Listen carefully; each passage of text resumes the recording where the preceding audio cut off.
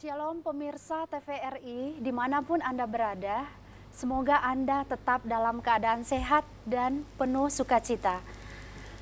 Senang sekali program Mimbar Agama Katolik bisa menjumpai Anda kembali, kali ini dengan saya Suster Tarsisia Sembiring FSE. Semoga program Mimbar Agama Katolik ini dapat tetap semakin meningkatkan kecintaan dan menambah wawasan iman kekatolikan kita. Program ini disiarkan secara langsung melalui TVRI Sumatera Utara edisi Selasa 5 Juli 2022. Program Mimbar Agama Katolik mengangkat tema tuayan memang banyak tetapi pekerja sedikit, yang terinspirasi dari Injil Matius bab 9 ayat 32 sampai 38. Sebagaimana tentang misi Yesus ke tengah-tengah dunia yang juga merupakan misi kita bersama. Pada kesempatan ini kami hadirkan narasumber yang telah hadir di studio bersama dengan kita, Pastor Marihot Simanjuntak yang merupakan Ketua Komsos Keuskupan Agung Medan. Apa kabar Pastor? Salam sehat. Salam sehat. Senang sekali bisa berjumpa dan bergabung bersama dalam program Mimbar Agama Katolik pada saat ini. Pemirsa, mari kita awali program Mimbar Agama Katolik ini dengan sebuah lagu dari Senja Voice. Selamat menyaksikan.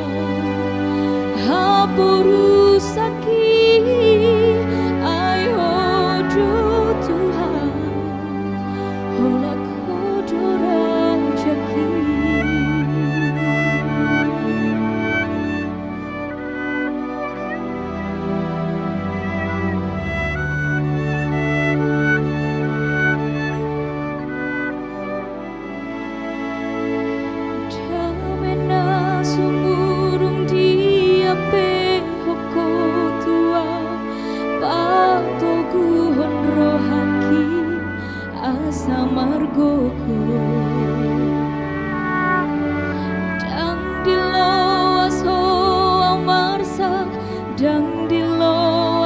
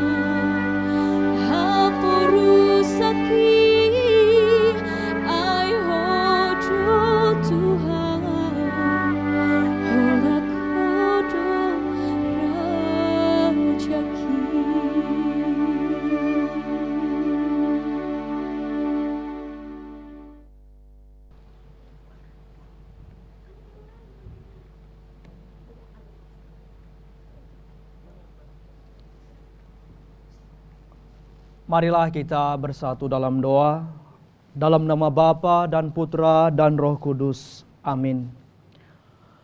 Tuhan Allah kami, betapa agung dan mulia nama-Mu di seluruh bumi. Engkau telah mengangkat kami menjadi anak-anak-Mu melalui Putra-Mu yang terkasih Yesus Kristus pengantara kami. Dia telah menjadi manusia seperti kami, agar kami mengenal Engkau. Dia menunjukkan wajah-Mu yang penuh belas kasih, sehingga kami yang seharusnya binasa karena dosa-dosa kami, Kau berikan pengampunan dan Kau sertakan dalam perjamuan abadi di surga. Berkenanlah memberkati kami semua, agar kami semakin menyadari panggilan hidup kami untuk menjadi pewarta-pewarta Injil kabar sukacita. Curahkanlah Roh Kudus-Mu untuk membimbing kami menemukan kehendak-Mu dalam Injil yang akan kami dengarkan. Bukalah hati kami merasakan sentuhan-Mu lewat sabda-Mu yang akan kami renungkan. Dengan demikian kami mengalami pertobatan dan menjadi manusia baru, ikut ambil bagian dalam karya keselamatan-Mu. Dengan pengantaran Yesus Putra-Mu dan Tuhan kami yang hidup berkuasa bersama dengan Dikau dalam persatuan dengan Roh Kudus, Allah sepanjang segala masa. Amin. Dalam nama Bapa dan Putra dan Roh Kudus. Amin. Tuhan bersamamu dan bersama rohmu. Inilah Injil suci menurut Matius. Dimuliakanlah Tuhan.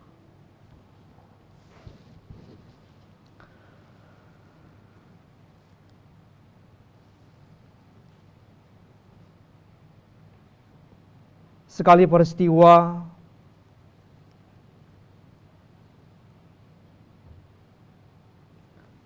dua orang buta keluar dan dibawalah kepada Yesus seorang bisu yang kerasukan setan. Dan setelah setan itu diusir, dapatlah orang bisu itu berkata-kata. Maka heranlah orang banyak, katanya. Yang demikian belum pernah dilihat orang di Israel. Tetapi orang Farisi berkata, dengan kuasa penghulu setan, ia mengusir setan. Demikianlah Yesus berkeliling ke semua kota dan desa. Ia mengajar dalam rumah-rumah ibadat dan memberitakan Injil Kerajaan Surga, serta melenyapkan segala penyakit dan kelemahan. Melihat orang banyak itu, tergeraklah hati Yesus oleh belas kasihan kepada mereka, karena mereka lelah dan terlantar seperti domba yang tidak bergembala. Maka katanya kepada murid-muridnya, tuaian memang banyak, tetapi pekerja sedikit. Karena itu, mintalah kepada Tuhan yang mempunyai tuaian, supaya ia mengirimkan pekerja-pekerja untuk tuaian itu. Demikianlah Injil Tuhan. Terpujilah Kristus. Saudara-saudari yang dikasihi Tuhan, salam sejahtera bagi kita semua yang mengikuti mimbar agama Katolik dimanapun Anda berada. Terima kasih kepada TVRI Stasiun Medan, Stasiun Sumatera Utara, dan Komisi Komunikasi Sosial Keuskupan Agung Medan yang telah bekerja sama untuk menyelenggarakan acara ini. Senang bisa menyapa saudara-saudari dimanapun Anda saat ini berada. Setiap orang dipanggil untuk bersukacita dalam hidup. Dalam suka maupun duka, dikala sakit maupun sehat, kita semua dipanggil untuk menjadi sarana, menjadi alat Tuhan, sehingga karya dan pelayanan kita boleh dirasakan oleh orang-orang di sekitar kita. Saya merasa bersukacita diperkenankan memberikan renungan bagi kita semua pada kesempatan ini. Kita semua dapat merasakan sapaan Tuhan lewat sabdanya, dan campur tangan Tuhan dalam diri kita lewat para kru di studio ini, para pendukung acara ini, dan semua pihak yang terlibat, Sehingga keterlibatan ini kiranya menuntut kita memberikan yang terbaik, bukan hanya untuk sesama, tetapi untuk Tuhan. Tema kita kali ini adalah tuayan memang banyak, tetapi pekerja sedikit. Ungkapan ini sering kita lihat, sering kita perhatikan kalau ada upacara-upacara tahbisan yang mau dikatakan kepada kita bahwa begitu banyak orang yang menantikan pekerja-pekerja di kebun anggur. Namun demikian dalam Injil hari ini kita diajak untuk merenungkan ungkapan ini dalam perikop Matius bab 9 ayat 32 sampai 38. Kutipan ini merupakan bagian dari kisah-kisah penyembuhan yang dilakukan oleh Yesus dan tercatat dalam kitab suci. Yesus mewartakan kerajaan surga dengan menyembuhkan orang-orang sakit, yang buta, yang lumpuh, orang kusta, orang bisu dan tuli, mengusir setan-setan, mengajar di rumah-rumah ibadat Yahudi, dan mengampuni orang-orang berdosa. Bisa dibayangkan saudara-saudari betapa padatnya acara dan aktivitas Yesus. Namun apa yang dilakukan oleh Yesus adalah karya demi pemulihan manusia. Berita tentang Yesus Kristus telah tersebar kemana-mana dan banyak orang yang mengikuti Dia. Kehadiran Yesus memberikan harapan bagi orang-orang sakit dan orang yang kerasukan setan, serta pengampunan bagi orang-orang berdosa dan pemungut cukai.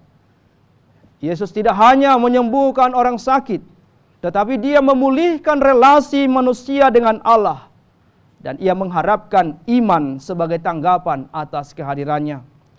Saudara-saudari, dalam Injil kita dengarkan tadi bagaimana seorang yang bisu, yang karena kerasukan setan dibawa kepada Yesus. Yesus mendekati dia dan mengusir setan darinya. Lalu orang itu dapat berbicara dengan normal dan dia pulih dari penyakitnya.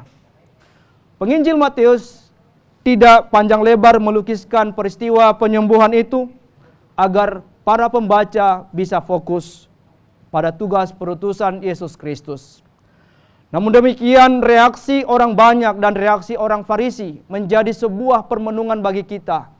Orang banyak kagum dan takjub atas peristiwa itu. Namun orang-orang Farisi mengatakan dia mengusir setan dengan kuasa penghulu setan. Bagaimana peristiwa ini sungguh-sungguh juga membawa kita pada permenungan kalau perbuatan-perbuatan baik yang kita lakukan seringkali mendapat respon dan tanggapan, ada yang positif, ada yang negatif. Tetapi namun demikian, kita terus berbuat baik sehingga nama Tuhan semakin dimuliakan. Lebih lanjut Yesus berkata, tuayan memang banyak, tetapi pekerja sedikit. Mintalah kepada Tuhan yang mempunyai tuayan agar Ia mengirimkan pekerja-pekerja bagi tuayan itu. Ini panggilan kepada kita semua, bahwa kita semua yang sudah merasakan kasih Tuhan Yesus juga terpanggil untuk bekerja di kebun anggur Tuhan. Semoga kita semua yang menyaksikan acara ini juga merasakan panggilan itu dalam diri kita dan mengulurkan tangan membantu mereka yang miskin, menderita, dan terpinggirkan. Semoga Tuhan memberkati kita dalam perjuangan kita menjadi pekerja-pekerja di ladang Tuhan. Amin.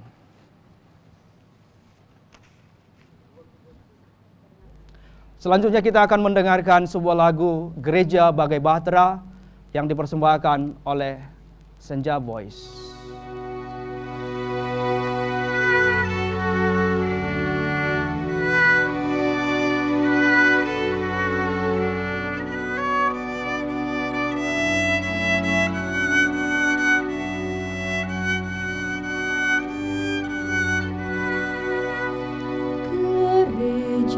Bagai bahtera di laut yang seram,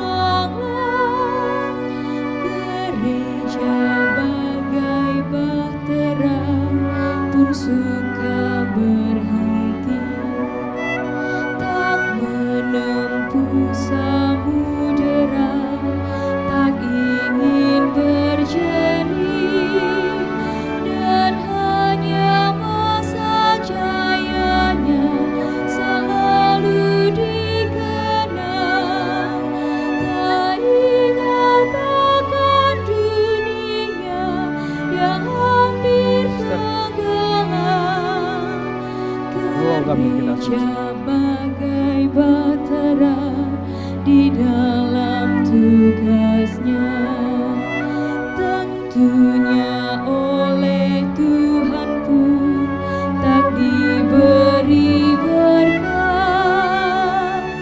Tuhan tolonglah, Tuhan tolonglah, tanpa Dikau semua binasa kelak.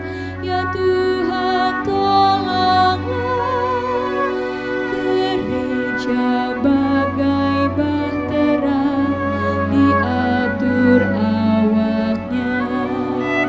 Setiap orang bekerja menurut tugasnya. Semua satu padu, setia bertekun demi tujuan tunggalnya yang harus ditempuh. Roh Allah yang menyatukan, membina, membentuk. Tentunya oleh Tuhan pun dan harapan teguh. Tuhan tolonglah, Tuhan tolonglah, tanpa Dikau semua binasa kelak. Ya Tuhan tolonglah.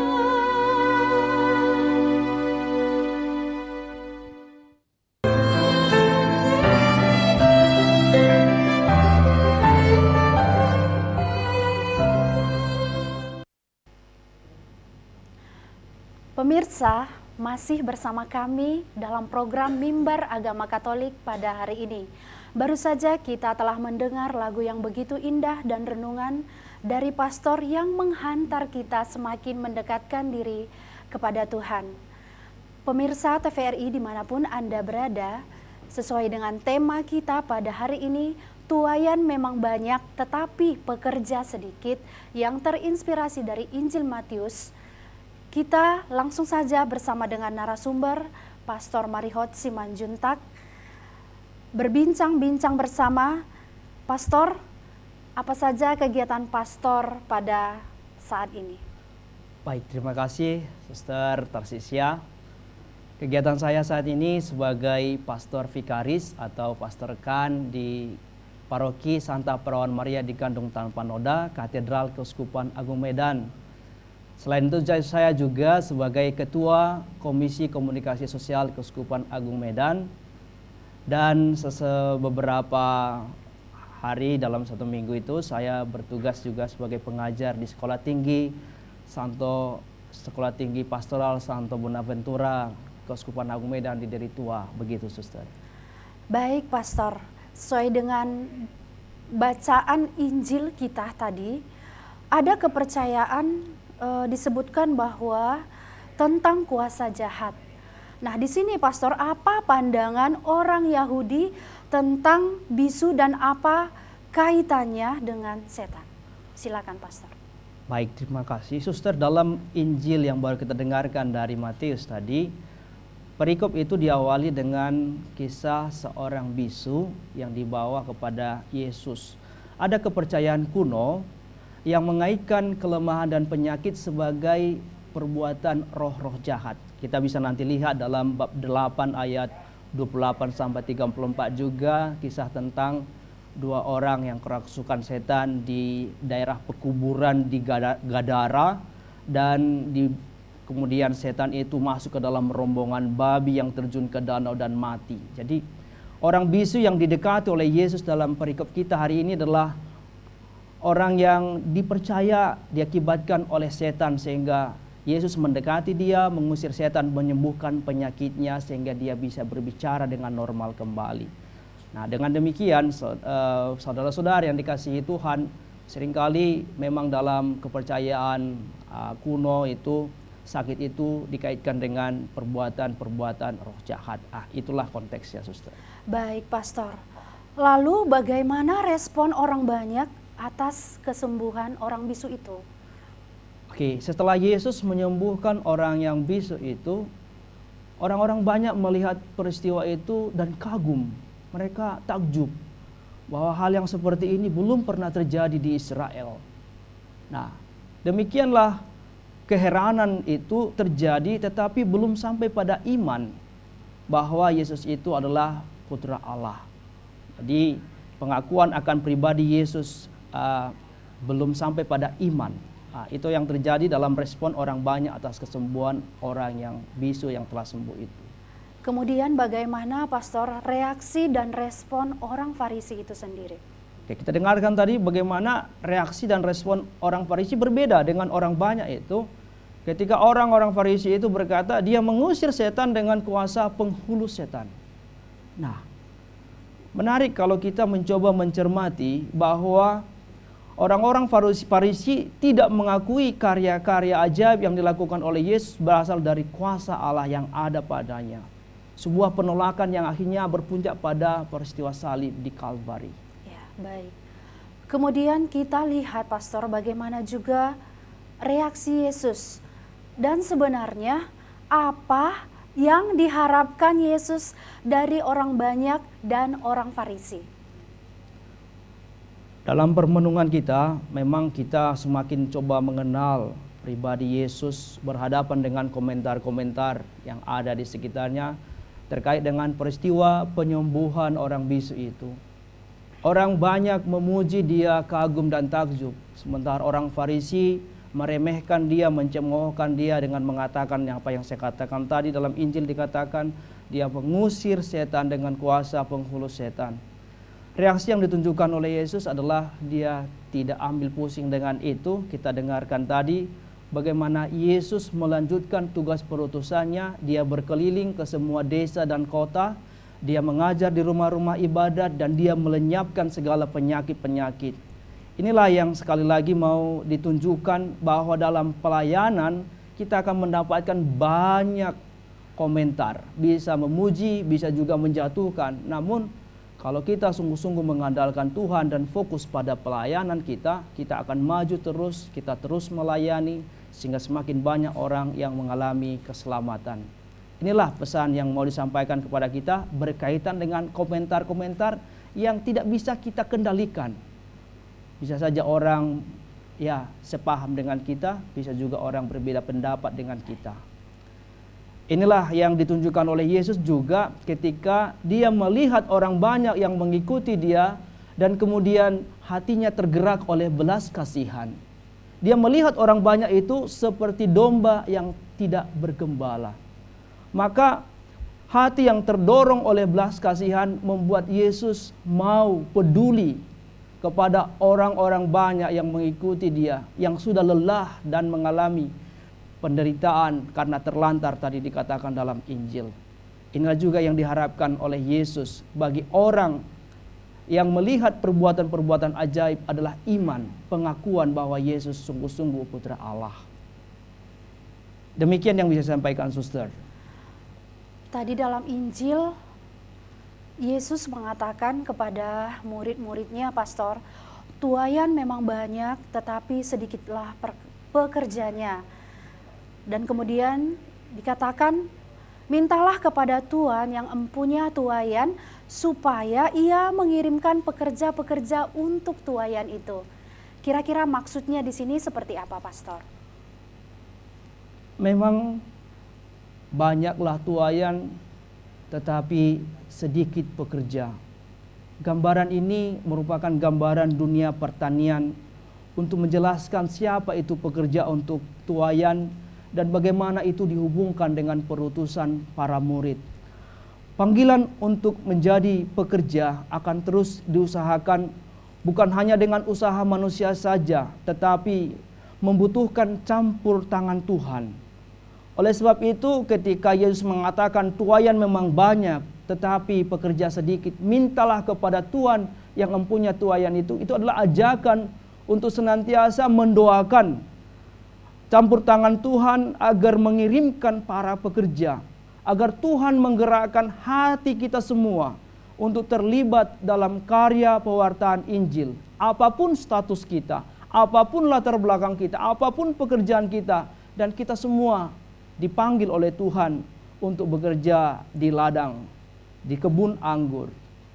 Dengan demikian para pekerja yang mau memberikan hati, memberikan diri, digerakkan oleh kasih sehingga tampaklah tanda-tanda Yesus dalam diri kita, yaitu semangat pengorbanan tanpa pamrih, setia sampai akhir, dan berani menyangkal diri agar nama Tuhan semakin dimuliakan. Sekali lagi, tuaian memang banyak tetapi sedikitlah pekerja. Inilah yang menjadi tema dalam mimbar agama Katolik ini, yang menarik kita semua dari kenyamanan kita, dari keadaan kita masing-masing untuk mau terlibat dalam karya pewartaan Injil sebagai pengikut Kristus. Baik Pastor, pemirsa, sebelum kita lebih dalam berbincang-bincang dengan narasumber kita, mari kita dengarkan sebuah lagu dari Senja Voice. Selamat menyaksikan.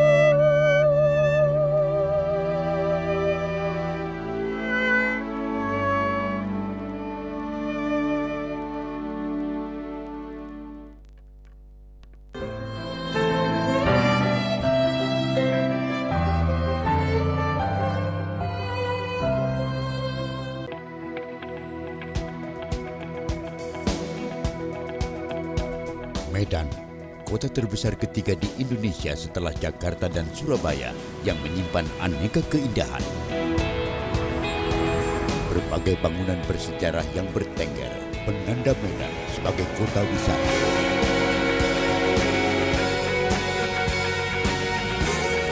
Kekayaan kulinernya dipastikan akan memanjakan lidah kita. Toleransi masyarakatnya memberi kesan Medan kota berbudaya nan harmoni.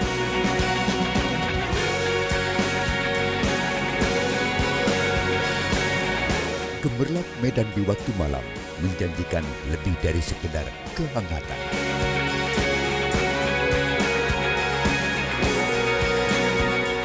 Ini Medan, tanah Delhi, berjuta pesona.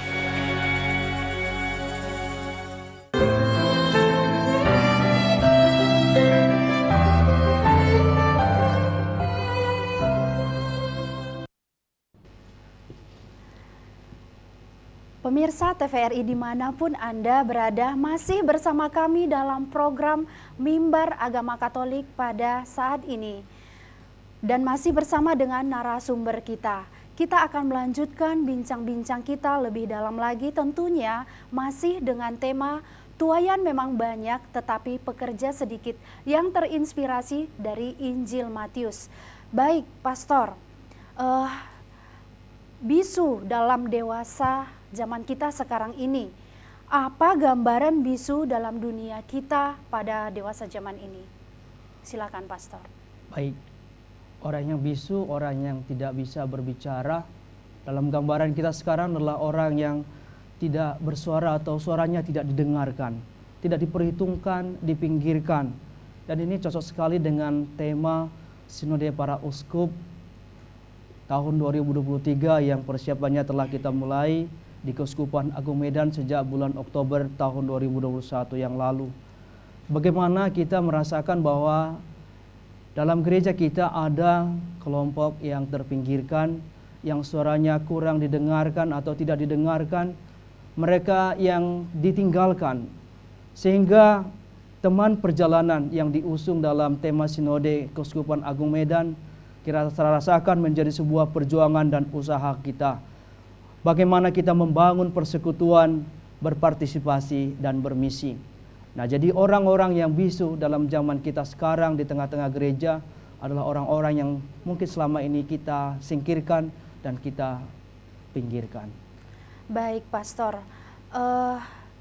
Pada saat-saat ini, tahun 2022, Keuskupan Agung Medan juga berperan mengupayakan agar pekerja semakin banyak, salah satunya melalui fokus keluarga sumber panggilan. Nah, Pastor, boleh sedikit Pastor bercerita tentang perjalanan panggilan Pastor dan bagaimana peran dan dukungan dalam keluarga ketika Pastor bisa menjalani panggilan seperti sekarang ini? Baik, tuayan memang banyak tapi pekerja sedikit. Ini juga menjadi sebuah tema panggilan. Bagaimana panggilan menjadi imam merupakan sebuah misteri dalam perjalanan hidup saya. Bagaimana saya mengawali panggilan ini berangkat dari kedekatan keluarga saya dengan para pastor dan para suster. Kami tinggal di sebuah desa Parsoburan, dan Parsoburan itu adalah sebuah paroki yang dilayani dulu dari paroki Baligi. Para pastor dan suster yang datang ke Parsoburan, kalau datang berkunjung ke pastoran, biasanya ayah saya mengajak mereka ke rumah dan mengajak kami untuk duduk bersama, makan bersama. Perjumpaan dengan para pastor dan para suster ini menjadi sebuah inspirasi bagi saya untuk mengenal mereka lebih jauh, sehingga saya mendaftarkan diri sebagai anggota misdinar, suster. Dan kemudian saya sering dibawa oleh pastor kunjungan ke stasi-stasi, dan saya melihat bagaimana pastor begitu dekat dengan umat, sehingga kemudian saya mendaftar ke Seminari Menengah Pematang Siantar tahun 1995, dan saya ditahbiskan menjadi imam tahun 2010. Kurang lebih 15 tahun perjalanan saya untuk menjadi seorang imam, dan perjalanan ini cukup lama. Ini juga lah barangkali yang membuat pekerja sedikit, bahwa kualitas dari seorang pekerja dituntut.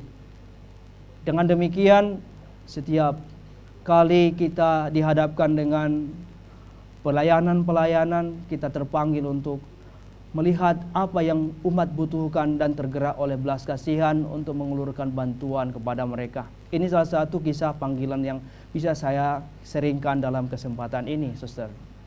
Baik, Pastor. Berkaitan dengan fokus pastoral. Pastor, bagaimana fokus pastoral dijalankan dalam kaitannya dengan keluarga yang merupakan sebagai sumber panggilan? Baik. Jadi keluarga itu merupakan kekuatan bagi kita ya, kaum terpanggil. Bagaimana panggilan itu dimulai dari tengah-tengah keluarga. Benih-benih panggilan itu dipupuk dalam perjumpaan dengan keluarga kita, dan akhirnya kemudian keluarga mendukung kita untuk melanjutkan perjalanan panggilan hidup kita. Fokus pastoral Keuskupan Agung Medan tahun 2022 ini mengusung tema keluarga sumber panggilan, atau Bapak Uskup Agung Medan menyebutnya keluarga rahim panggilan. Fokus pastoral ini mempunyai 5 indikator keberhasilan, yakni 100% keluarga Katolik menumbuhkan dan memelihara panggilan menjadi imam dan biarawan-biarawati. Yang kedua, 100% orang muda Katolik mengenal panggilan hidup dan spiritualitas imam serta biarawan-biarawati. Ketiga, biarawan-biarawati berdasarkan spiritualitas masing-masing terlibat dalam hidup menggereja di Keuskupan Agung Medan. Keempat, 100% imam menghayati dan mewujudkan pelayanannya sebagai gembala, pengudus, dan pengajar. Dan yang kelima, 100% sekolah dan asrama Katolik di Keuskupan Agung Medan berperan aktif menumbuhkan benih panggilan. Kelima sasaran yang menjadi indikator keberhasilan fokus pastoral 2022 inilah yang ditawarkan di paroki-paroki lewat kehadiran komisi-komisi keuskupan. Semoga kerjasama ini sungguh-sungguh membuat gereja mampu menghadirkan para pelayan-pelayan yang berkualitas di tengah-tengah gereja. Demikian yang sungguh-sungguh menjadi program kita bersama di tahun 2022 ini. Baik, Pastor. Kemudian sebenarnya seperti tadi, menjadi pewarta Injil adalah untuk menghadirkan wajah Allah di tengah-tengah dunia. Nah, di sini bagaimana keluarga membina panggilan tadi untuk menjadi pewarta Injil sehingga mereka sungguh-sungguh bisa menghadirkan wajah Allah yang berbelas kasih dalam pelayanannya setiap hari. Dalam usaha untuk membuat keluarga sebagai sumber panggilan, memang kehadiran para pastor, biarawan-biarawati dalam kunjungan-kunjungan ke rumah umat sangat ditekankan oleh Bapak Uskup. Karena perjumpaan dengan pastor, suster, brother, frater itu akan menumbuhkan benih-benih panggilan dalam diri anak-anak. Saya yakin itu. Beberapa hari yang lalu, Komisi Karya Kepausan Indonesia membuat satu program Live In. Anak-anak sekami ditempatkan di pastoran-pastoran, susteran-susteran agar mengalami kehidupan para pastor, para suster, frater, bruder. Dan dalam perjumpaan itu, dalam tinggal bersama itu, beberapa anak akhirnya memiliki panggilan untuk menjadi pastor, menjadi suster, frater, dan bruder. Dan itulah buah dari live-in yang dapat saya lihat. Karena beberapa vikariat telah bergabung untuk mengadakan program live-in ini dan hasilnya cukup memuaskan. Anak-anak bisa merasakan kehidupan para pastor, suster, dan bruder, makan bersama dengan pastor, makan bersama dengan suster, dan itu membuat mereka merasa betul tersapa. Inilah yang saya lihat konkret dari usaha gereja untuk menumbuhkan panggilan di tengah-tengah umat menjadi pekerja di kebun anggur. Baik, jadi saudara-saudara yang dikasihi Tuhan, saya merasa bersyukur dalam kesempatan ini bisa menghadirkan tema tuayan memang banyak tetapi pekerja sedikit menjadi sebuah sapaan dan panggilan bagi kita semua. Bagi keluarga-keluarga dimanapun Anda berada, doa menjadi kekuatan kita. agar kita mendoakan para pastor, frater, bruder, dan suster yang berkarya di tempat-tempat perutusan mereka masing-masing, agar mereka setia dalam tugas perutusan itu.